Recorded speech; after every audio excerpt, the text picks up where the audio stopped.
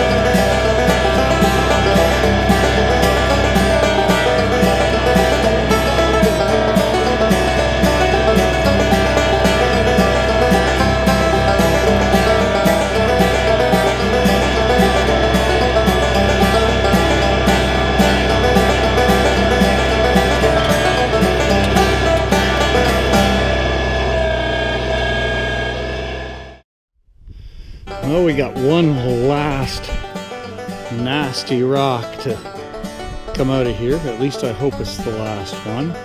So I've dug all the way around it, and it's way too heavy for the tractor to lift, so I'm going to ramp it now and see if I can drag it out.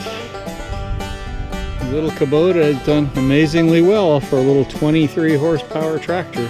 Boy, it has worked hard. Alright, let's see what we can do.